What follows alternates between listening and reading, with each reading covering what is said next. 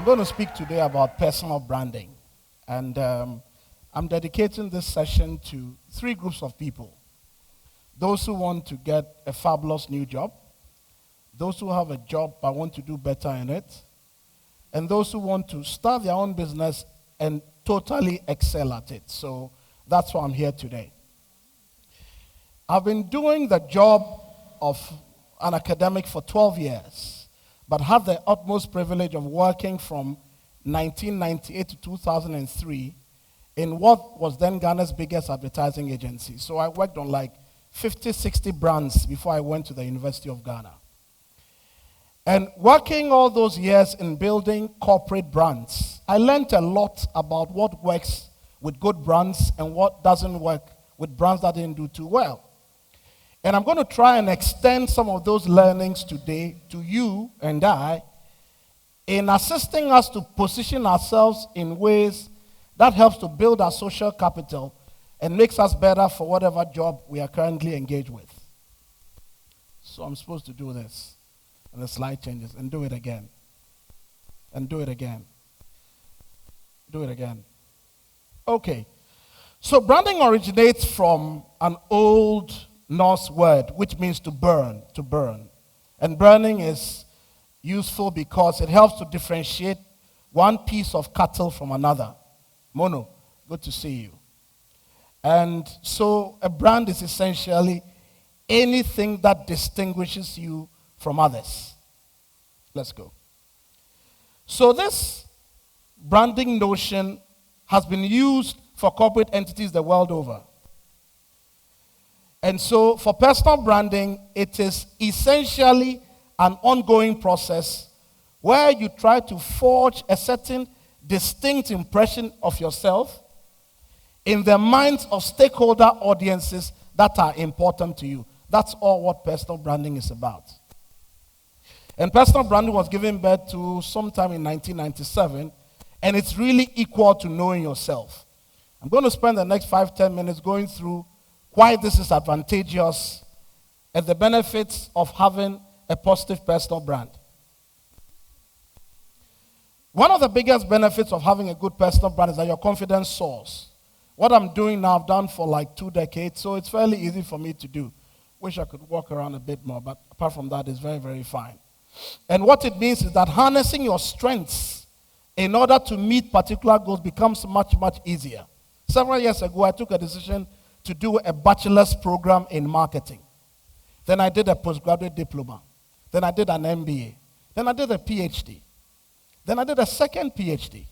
So what that means is that in the marketing space, I'm peculiarly equipped to deliver on several different levels because of the training I chose to undertake. When you are distinct, your confidence soars. Then you build credibility. A lot of us try too hard to be too many different things to too many different people. I've sat on countless interview panels and interviewed hundreds of Ghanaians. Somebody comes into the room with a first-class degree. The man knows operations, he knows MIS, he knows engineering, he knows aeronautics, and you are thinking, so why would this guy be special for the peculiar job we are interviewing for? Somehow, in trying to overdo what's special about you, you end up communicating nothing that is important to us.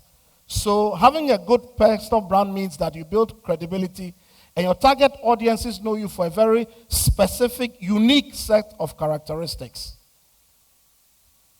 Having a good personal brand automatically showcases your specialty. I keep saying that some of the best marketers I know started in science.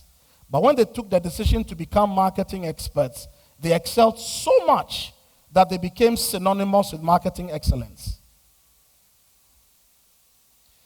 A good personal brand also enables you leave your mark. Worked on 70 brands from 1998 to 2003. In 2015, I still get branding business because we did the work well when we did it. And so we left a legacy that we can tap into 10, 20, 30 years from when I resigned my boots in industry and went to be an academic. And then it helps you to connect with your various target audiences. Got a job recently to be professor of marketing in a leading South African business school. Didn't go. Got a job recently to be director of a business school, leading multinational. Didn't go. But it's because of the way I'd honed my skills and shown a particular predisposition to understanding the marketing subject in ways that most people don't. And then, like I've been saying the whole time, it helps you to distinguish yourself from competition. This issue of interviews, it's something that really worries me because so many times I've seen people with seemingly brilliant CVs. When it comes to articulating what makes them special, they totally fumble. And we need to try to work towards differentiating ourselves in a way that makes people choose us over the several commodities that are available to them. Let's go. Then, most essentially, personal branding assists you to garner the support you need. In services marketing, we have a concept called emotional bank accounts. This is the way it works. When Mono has a problem and I solve it for her, I make a deposit into her emotional bank account. The next time she has a problem and I solve it for her, I make another deposit into her emotional bank account. Anytime I need to draw on resources that Mono has, she is most inclined to give back because I've built a lot of emotional capital with her. Those who succeed very much are those who are able to build emotional bank accounts across various stakeholders that matter to them, so when they need help, they can easily draw upon it. And I'm wrapping up. Personal branding assists you to focus your energy. I remember when I was taking the decision in 1994 to study marketing.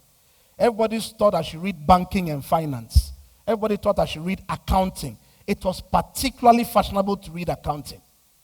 If I had gone the accounting route, it would probably have been one of the most disastrous moves I ever made in my whole life. Those who were closest to me said they believe marketing will be a better route to run. Took that choice, stayed with it, and my energies tend to be very focused in delivering on what makes me special. So within the context of what everybody who's looking at me does, focus on where you are strong. We all have weaknesses. It's not as important as drawing on resources that makes us unique and performing at a level where our competitors cannot perform. So thank you very much for your time and have a good night.